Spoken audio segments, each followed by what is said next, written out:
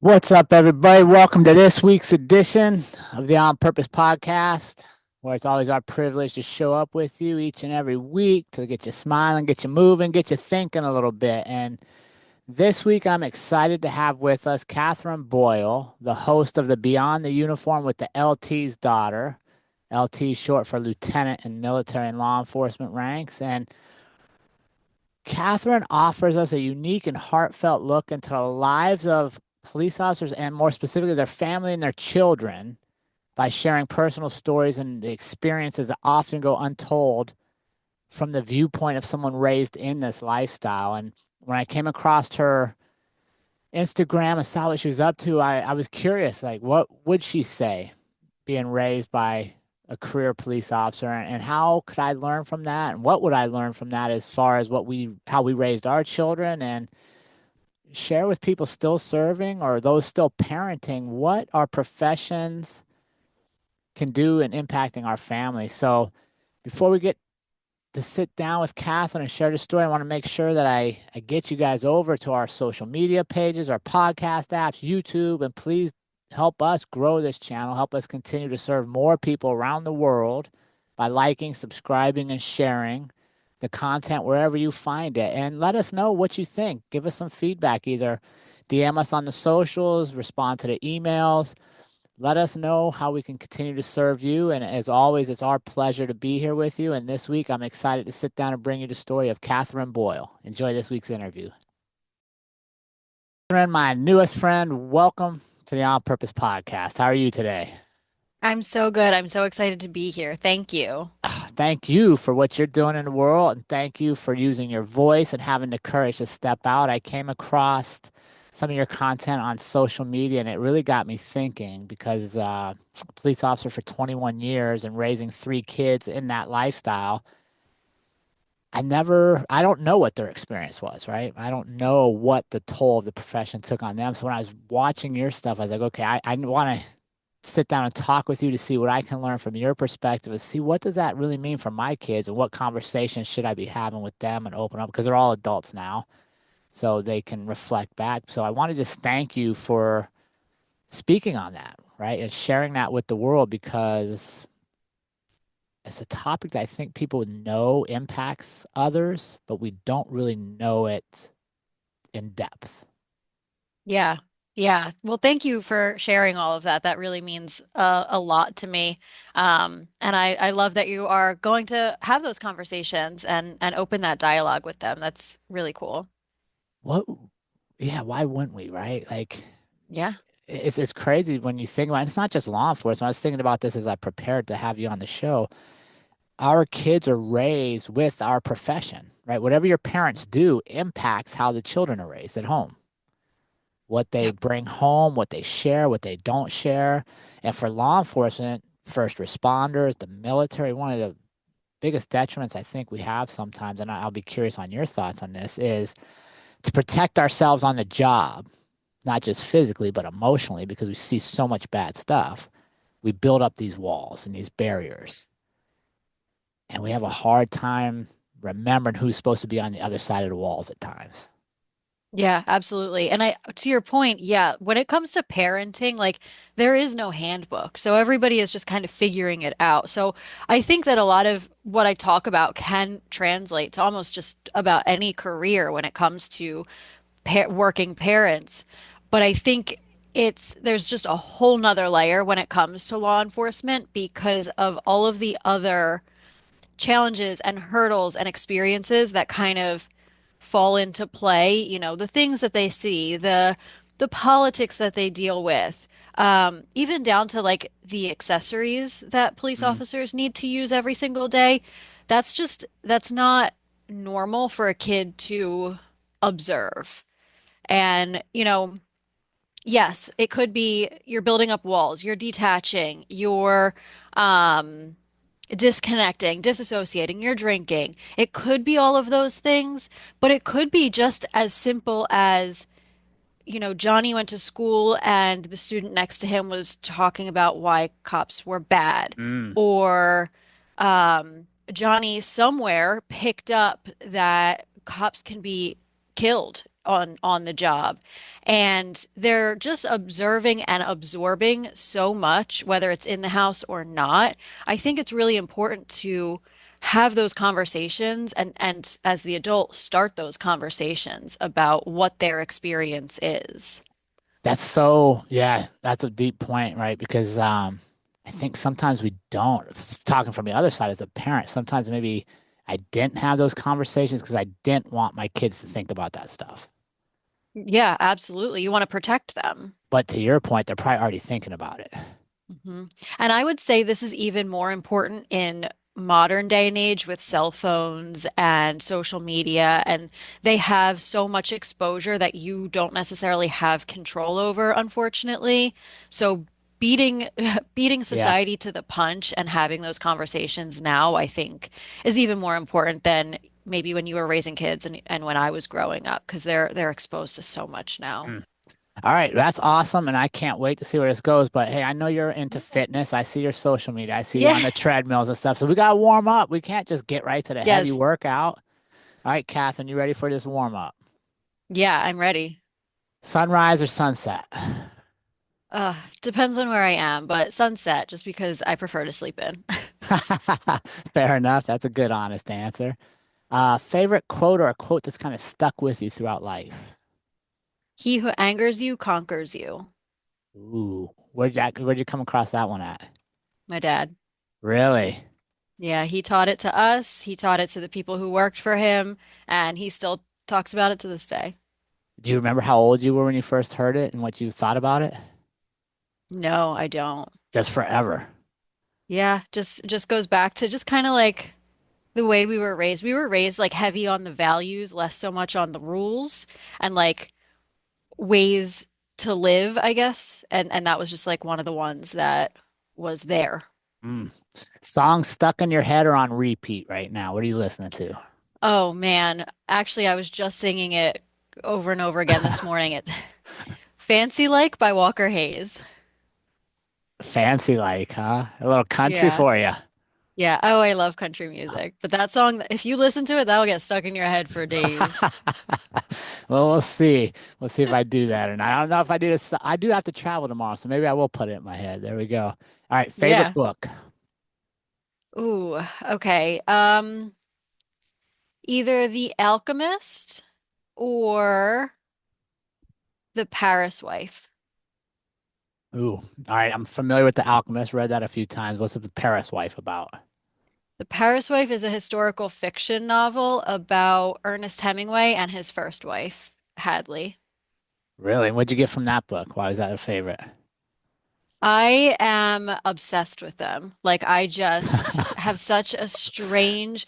I read his book, The Garden of Eden, Mhm. like years and years ago, and I was just like so drawn into the story. So I did research and I found out that it was loosely based on the two of them. So then I wanted to do research on them and I learned more about them. And yeah, I was just drawn to like their love story and their heartbreaking end. And yeah, I don't know. Very good. Very good. That's a good Yeah. answer. All right. Dinner with one person. Who would you have dinner with? They could have passed or still be with us. And what would you want to ask them or learn from them? Probably Ernest Hemingway, to be Yeah, honest. that Yeah, ties right in. I don't know what I would ask him. I would just want to listen to him tell me stories from all of the wild stuff he experienced and did. Yeah, what do you think he'd tell you? Ah, well, I think he would probably start with the elephants, the elephant hunting, and then I would tell him that I don't want to hear about that. You'd have to redirect them. Yeah, exactly. I'd be like, no, let's talk about Hadley in Paris. Yeah, you're probably right. That's where you'd probably start. Very cool. How you feeling? You warmed up, Catherine? I'm warmed up. All right, let's start the conversation. Talk to me about your younger life. So, like growing up in a law enforcement family, and what were some of the values you learned and takeaways you had from that? So growing up, I never gave it a second thought. Like what my dad did, again, it was a different time. I think I grew up in the 90s, so police were viewed differently back then, I think. My dad was, all of the kids in the neighborhood knew that you could come to my house if something was wrong or you needed help or what have you.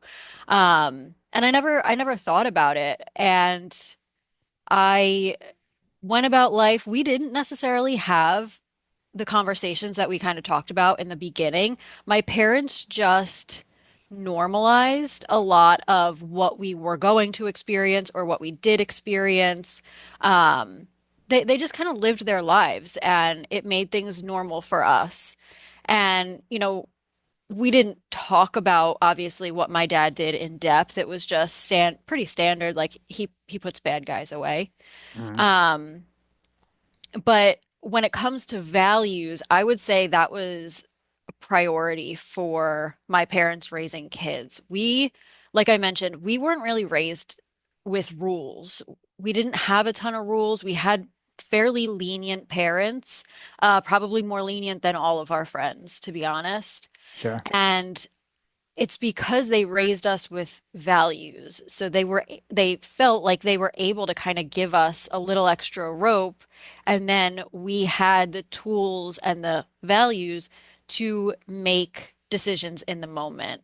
And I think that that really served us because we had just enough freedom. We knew that our parents were there for us, that they trusted us because they gave us that slack. And, we were able to make decisions for ourselves from a young age. And I think, like I said, I think that that was a big deal for us because when you put too many rules in place, I think it can be almost detrimental to everybody, right? Mhm. Like that's gonna cause that friction and that's when kids are gonna, act out or hide things from their parents and things like that. So I think that that was something very unique that my parents did that really, worked out in their favor. What were some of the values you remember? Did they like verbalize like these are our core values? No, it wasn't so much, although I think that that's something that would serve people. It wasn't so much like these are our five core values as a family and you should Sure. live by them. It was more so, I mean, I would say like family as a value was always really big in our house. Family comes first. Um, but in general, it was a lot of like right from wrong, long-term impact of your actions or your inactions. Um, you know, we were raised Catholic, so I guess some of the Catholic values were certainly kind of in there from them and then also from our schooling. So it wasn't just like a number of established values. It was just like this is what's good, this is compassionate, this is how you might want to handle a situation. It was a lot of like guidance, I guess. Talk to me real quick. You said something that I think is so important, and that was talking you through I can't remember if you said impact or not, but of the decisions or the non-decision.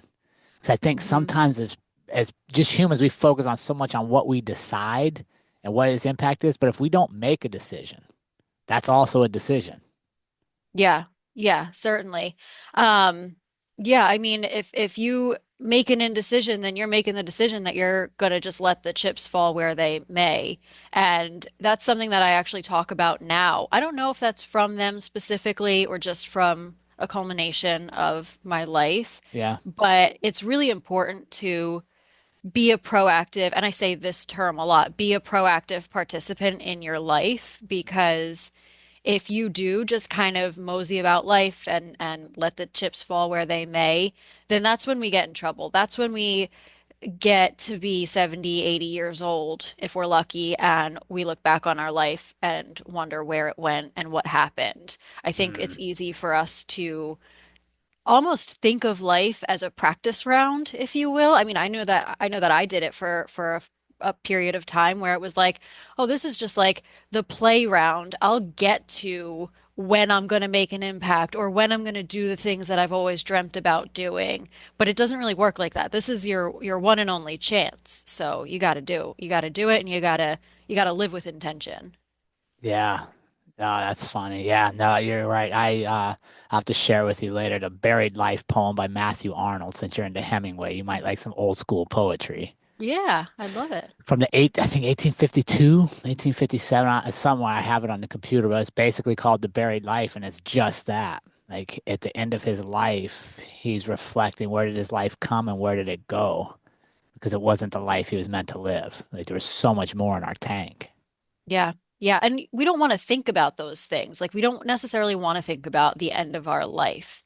But the fact of the matter is it's going to come and we can either let it come or we can live our life and then, be as joyous as possible when we're towards the end of it.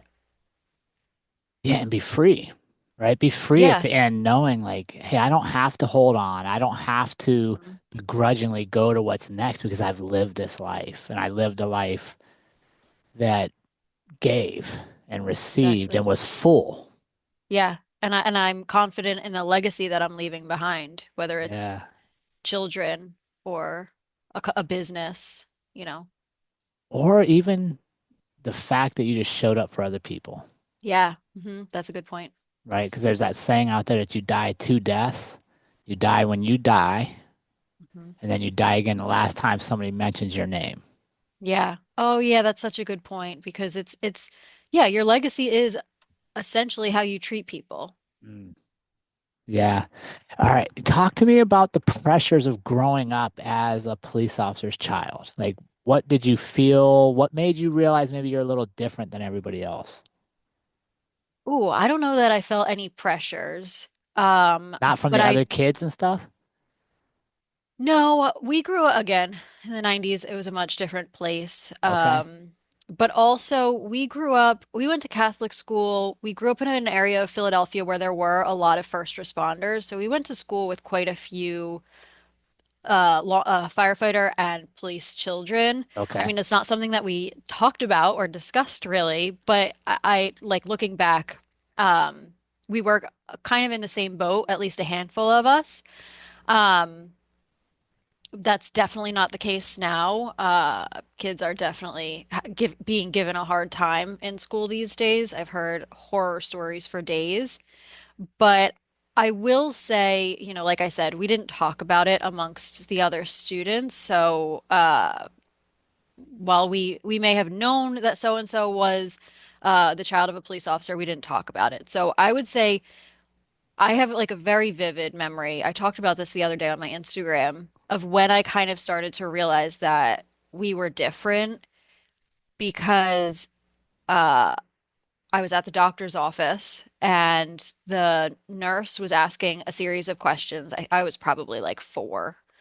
And, the questions that they ask, like, are your parents nice to you? Do you have a warm meal every night? Do you have your own bed? Like the questions, to make sure that the child is in a safe place. Sure. And she asked if my parents kept a gun in the house. And I remember freezing because they obviously did. Right. My dad was a police officer. I saw him put a gun on his hip every single day. And I didn't know how to answer because I was like, why would she ask me this? Like this is his job. Right. And my mom ended up stepping in and explained that my dad was a police officer and it ended up actually becoming a conversation because the nurse felt that he should keep his gun in his car, which is a whole nother conversation. But Ah, yeah, but the nurse was so clearly disapproving of the fact that he had a gun, and I was like, but this is, in my head, I'm like, but this is his job. Like he has to wear this thing. right. And I think that that was probably the first time I noticed that things were a little bit unique in our family. Mm. Did you guys get a new nurse after that? I don't remember, probably. Yeah, I'd be like, all right, that's your one shot, nurse. Give me a Yeah. new one. That's fine. Yeah, that's I think when you're young, like you're like everybody else. Like your parents are like superheroes. They're bigger Yeah. than life. You don't really put a ton of onus or weight behind what they do. They're just your parents. Yeah. Was hmm there a time as you got older that you realized kind of the impact the career was having on family and society? And did you become scared of the dangers that we talked about before, or did you have some kind of balancing act you did to not be so worried?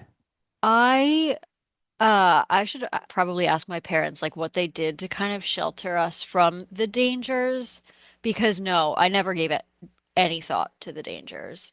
I remember like I just thought my dad goes to court a lot. My dad is on TV sometimes, and people sometimes recognize him from Okay. TV. Yep. And oh, and we would like tape his news appearances. Um, there you go. That's my 90s growing up. There you go. Um, Yeah. um, so that's kind of all I really thought about. But when I was in eighth grade, he worked on a really high profile case. It was a kidnapping case. He worked in special victims unit. So a lot of times he didn't talk to us about what he did, obviously. Even as we Mhm. got a little bit older and we maybe got a little bit more curious about what he did, he didn't really go super in depth into the cases he was working. He specifically worked with children. So like extra traumatic. But when I was in eighth grade, he worked on a kidnapping case, and the young girl had the infant had perished in the fire. But then, like 5 years later, the biological mother came to special victims and talked to my dad and was like, "I think I found my daughter. I don't think she died in that fire. Like, can you help me?" So my dad took on the case. She had actually been trying to get someone to listen to her for a long time, but she didn't speak Spanish. She didn't speak English. She only Sure. spoke Spanish. So she was having trouble like communicating. And then people were also kind of like, you're just a grieving mother, like let it go, things like that. But my dad actually decided to listen to her. He thought he felt in his gut that something was right about what she was saying. So he followed that tip and it ended up being true. She had found her biological daughter. She had not died in the fire. She had been kidnapped. And it was a really high profile case.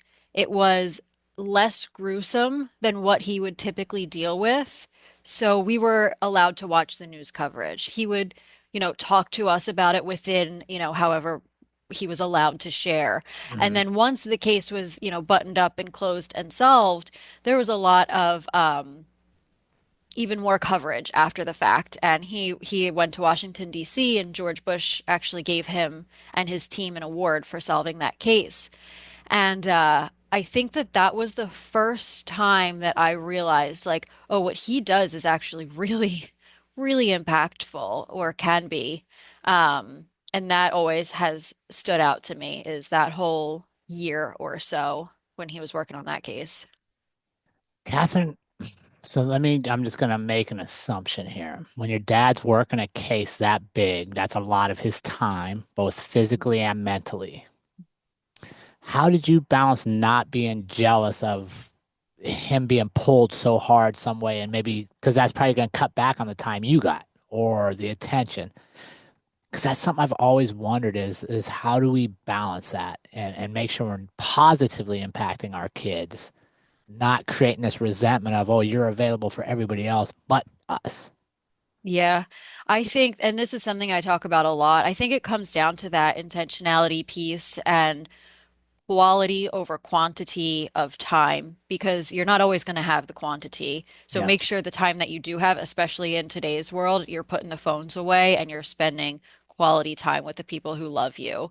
My dad was really big on not taking on overtime. Obviously, cases like this, he would have to take on overtime, and there are instances where police officers have no choice but to take on overtime. But he reserved his overtime hours, essentially, his personal overtime hours for those instances. So he would not volunteer for overtime. He wouldn't necessarily put in for overtime unless it was important, required for the case or helping someone on his team.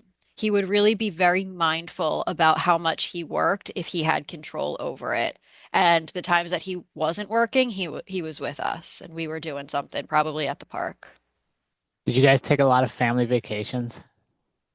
We took one every single year to Ocean City, New Jersey for 1 week. Yeah. And then twice when we were little, we went to Disney World. So not a ton. Mm-mm.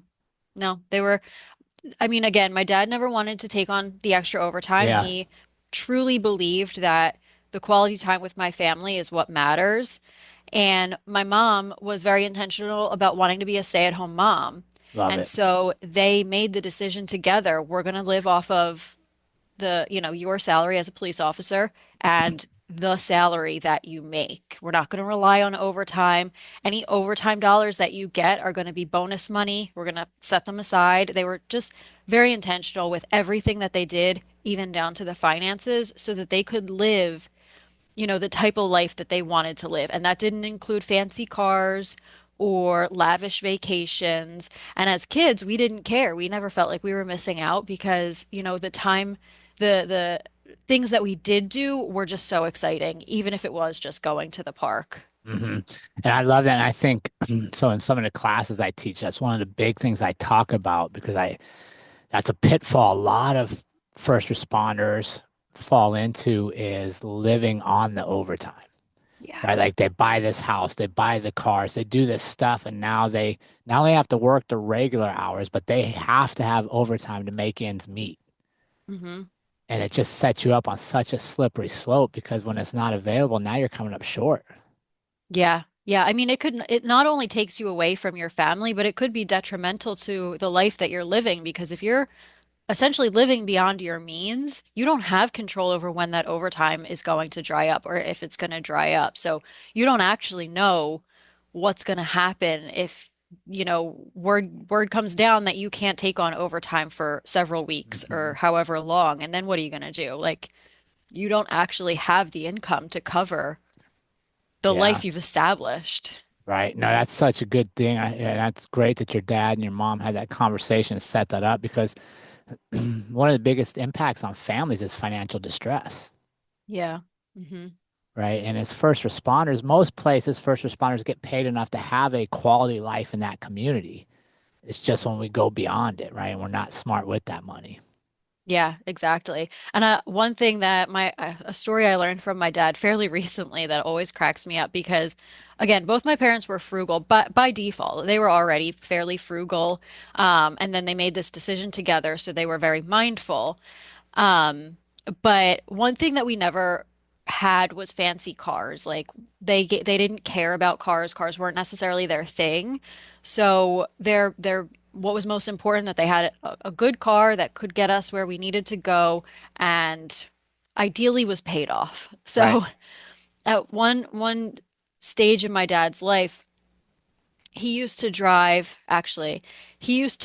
the car that my mom had when they were still dating. So like my mom always had the good car, the better car because she would tote us around, and then he would kind of just have like the other car to get him to and from work. And Yeah. so this car was several years old. Anyway, he had gotten his first promotion as lieutenant. He went to a new district a new district. And every day he would park in his lieutenant's parking spot, and every day he would come out to a ticket on his car. And he was like, "What is with all these tickets?" And his tickets are building up. And so one day he went down to roll call and was like, "Who keeps ticketing my car?"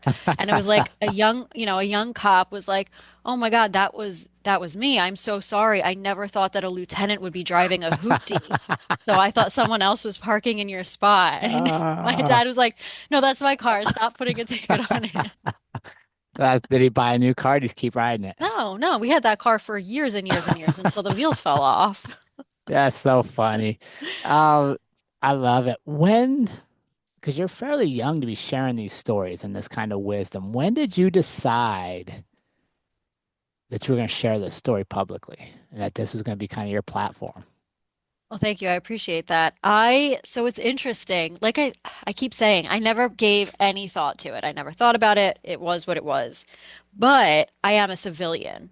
And what I've come to realize is I'm a civilian with inside knowledge to what the life is like. So I'm kind of like in this middle gray area.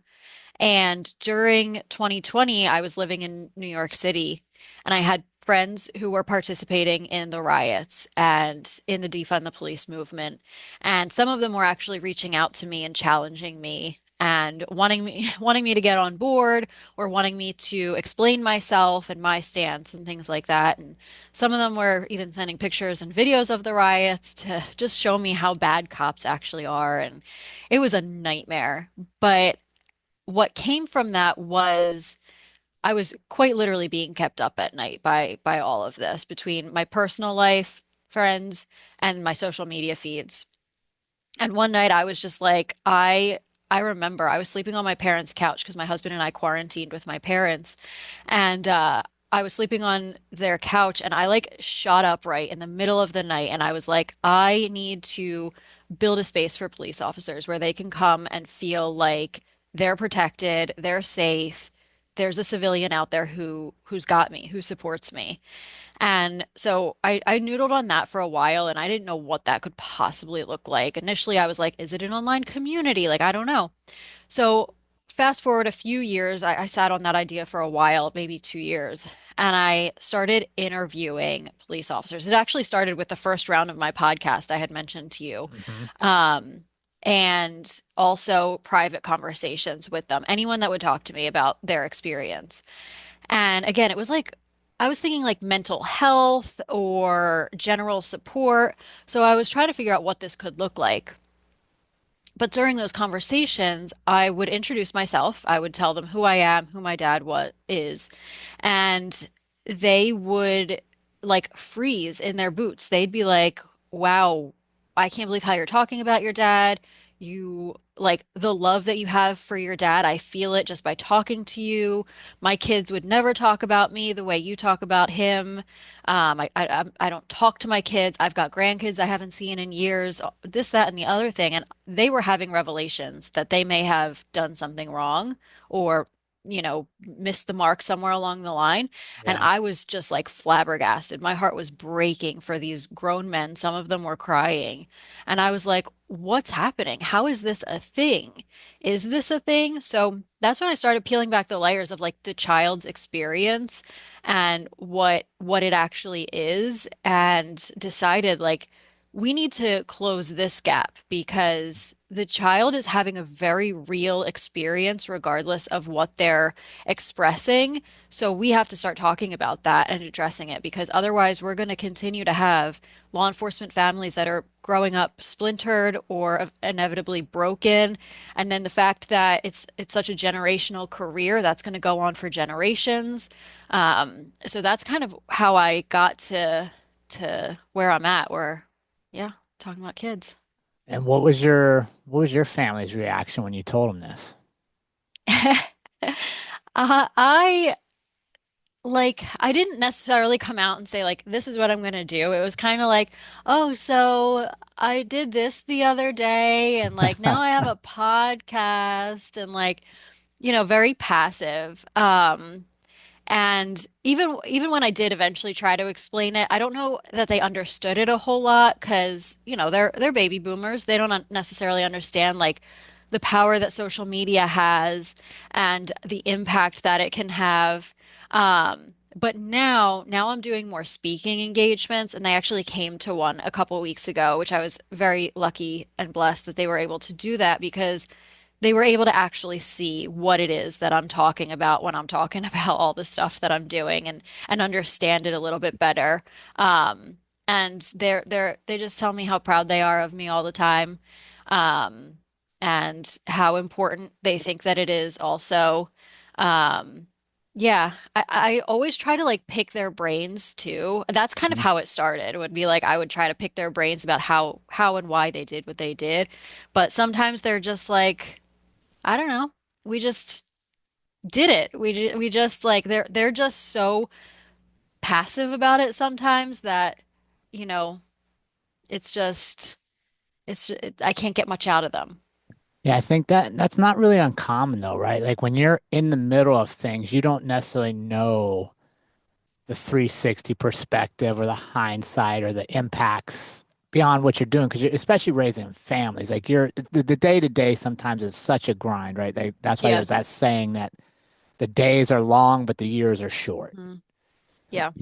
So what let's go back. So you're teaching a class and you're starting to hear this, you're starting to see the emotion. What were some common themes that you've heard that maybe we can change the trajectory if people are aware of so that when they leave the career, they do have fully functioning families and kids that want to be around them. Yeah. I mean, I think the biggest thing is intentionality. being intentional with your time, depending, like, regardless of what your shift is, regardless of what else is going on, being really intentional, about having that quality time can go a really long way because you don't necessarily like have to move mountains to make a difference in a young person's life, especially when it's your own child. I have a very vivid memory of my dad pushing me on the swings and we were singing Frank Sinatra and then he went off to work. Like it was 5 minutes and I still remember it to this day. I remember what song we were singing and everything. So, like I said, you don't have to do these big gestures or take them on big lavish vacations. They don't want those things. They want you. And I think Yeah, remembering that and keeping that top of mind is really important. But then also actually doing the things you're going to do. Like when you want to come home and just veg out on the couch, maybe there's a time and place for that, depending on what's going on in your life and your job and in the world. But, don't make that the norm. Don't make that the regular thing. It's going to do you and your children and your spouse a disservice if that's how you live the better part of your life. So take the ball outside, throw it around. Don't overthink it. Like just do it. Make memories with your family and it's going to go a really long way. The other thing, this one I feel like this is kind of a muddy area because kids need rules, they need structure, they need that. But also, like I said, we were raised with values over rules. So when you are raising kids, it's like you have to it has to be a give and take to a degree. You can't just kind of rule with an iron fist, I don't think. Again, I'm no parenting expert or expert in right, any capacity, but I do think, when you put all of these rules in place and make your kids feel like they can't do anything, that's going to work against the for whole sure. family. And I think that's pretty normal for law enforcement because so much of our job is Absolutely. enforcing the rules. Yeah, and I can't imagine how hard it is either because you're going out there and you're seeing all of these things and you want nothing more than to keep your own kids in a bubble, I would imagine. Yeah. And so, again, this is like a very muddy area. I And I don't think it's think an area. I agree No? with you, Kath, and I don't think it's money because I will almost guarantee if we take one clip from this show and send it to my kids, they'll be like, "That's where you could have been better, Dad." Guaranteed. Oh, did you have big rules? A lot of rules? I don't think we had a lot of rules. I had very high expectations for sure Mhm. because I believe in just being excellent across the board, and I Mhm. think that starts with expectations. But we had rules, and I don't like when you're talking about values or rules. I don't know that we did a good enough job clarifying the difference. Yeah. And Yeah. I think that that's very common. I don't think I've come to realize that the values thing is pretty unique. Like again, I don't know if it was my parents, the Catholic upbringing, their Catholic upbringing, right, but I haven't met anyone else that was raised by rules. And it's interesting. It's very full circle for me because my husband, my now husband, certainly was not raised with values. He was raised with very strict rules that yeah, he did not follow. right. And uh Such a when good point. yeah, and we've been together for overall 12 years, but we broke up for a while in the middle because I couldn't handle his nature because he was always wanting to go break the rules and not get in like serious trouble, but Right. if a boss tells him to do one thing, he wants to do the opposite. And we broke up for a period of time. And while we were apart, he decided to do some work on himself, do some soul searching. And, when we got back together, when we started to reconnect, he told me that during that time, he decided what was missing was core values. And he learned that from me. He said that he observed that I lived by a set of values and that he didn't even know what values were. So he went and he studied and he learned and he developed his own set of core values based on what he had just observed from my his experience with me. Yeah. No, that's super powerful. And it's something like now I look back, I'm like, man, I should definitely do it because we talk a lot about people can recite the mission statement for their employers, the core values of their company. But you're right in our own lives, like, well, what are our values? Yeah. What do we stand for? What is our mission statement person? That's something I work on a lot. But yeah, as you're saying, I'm like, oh, my kids would they'd be like, Dad, that's right there. That's where you could have been better for sure. Oh, that's so interesting. I mean, that's Yeah, common with law enforcement, though. it is, man, and it's a default too, I think, because you don't want them to turn out to be like the people you're dealing with all the day, Yeah. all the time, right? And you're just like, if Yeah. these people just follow the rules, we wouldn't Hmm. even meet each other. So you Yeah. kind of default to follow the rules in life is good, but you're absolutely right. The rules, a certain percentage are going to follow them. A certain percentage of good people are going to rebel against rules just to see how like legit these rules are. Hmm. Right. It's kind of probably Yeah. like your husband, like, okay, there's a rule, but why do we have this? And my wife would tell you, like, for a cop, you hate rules. And she's absolutely right. I hate just having random rules on me. Hmm. Um, Yeah. Well, so that's a good point, though. Okay, if you're not going to do the values thing, or you still want to implement rules and stipulations and things like that, explain why. yeah. Help them understand the why, because I think that that could be really helpful. Like, Mhm. again, they're kids, but they're still people, and they still need to understand. Like the because I said so thing, like doesn't work for a reason. Yeah. Especially nowadays when they can Google to see if you actually Yeah. know what you're talking about. That's such a good point. Yeah. Right back in the day, because I said so had some weight because they had like an encyclopedia that was outdated they could look Right. at to see if you're telling the truth. Like if you knew what you're saying now, they're like, oh, Dad, let me Google you. Yeah, that's not a Yeah. thing. You're like, Yeah. oh man. So Catherine, what are your goals and your dreams? Share with us, like, what is it, like, not just for others, but where are you headed with things in your life? Ooh, man, this is not I'm a very day-to-day person. I've always struggled with like the 5-year plan, the 10-year plan. But personally, I just want to be as healthy and fit as possible. So that's always a work in progress. Yeah, And I want to continue to have this conversation and help families really live their best lives and accomplish everything that they want to accomplish and more. And I want to help the children of law enforcement feel and be seen and heard. And I think that just growing this mission is really my biggest focus for the next, I can't even tell you how as long as sure. I can imagine. And you're doing that. You're doing some public speaking now in addition to the podcast. Yes, yes. I started that this year. And I absolutely love it. It's just incredible and it's very rewarding. I've had people come up to me after presentations and tell me that I answered questions about their own childhood that they didn't even know that they had. Mm, And one woman who was actually a police officer, her father was a police officer, and she always like didn't resent him, but always was a little frustrated by certain rules that he had in place when she was little, yeah, about no sleepovers, very, very strict about like going out with friends and things like that. And after hearing me speak, she was able to connect the dots that they sort of came back around to a specific case that she ended up learning that he worked. And so she was able to understand his perspective a little bit better. And so I think just understanding this 360, like we're all humans coming from different angles and different perspectives, but at the end of the day, we're all people and we're all observing life and the world is really important.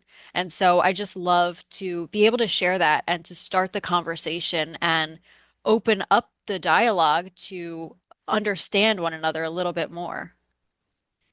yeah. Because we're all writing our own stories, but Hmm. your story impacts my story. Exactly, especially when it comes to a parent-child. Mhm. Yeah, no, that's amazing. And I'm so proud of you for stepping into this and leading these discussions. And I can't imagine the impact you're going to have. Um, and it's just going to keep compounding, right? You're going to keep getting more and more opportunities, and people are going to talk. And it all goes back to this, Catherine. That is believing in yourself and having the courage that your story matters and sharing it. And that's one of the things I always want to share with our audience is everybody's story is going to impact somebody else, but only if we give them a chance to hear it. Yeah, absolutely. And it's interesting you say that because for a long time I struggled with that concept because my story is not groundbreaking. It is not a rise from the ashes kind of story. It was Right. always happy. I have nothing but, happiness for the most part. And I didn't have this like hero's journey. I never had a hero's journey to share. So I thought that my story wasn't worth sharing for a long time. Um, and now here we are, and it's making a difference. No, absolutely it is, and I commend you for doing it. But before I let you go, Catherine, there's another story I want to hear about. Okay. Uh-oh. The cat.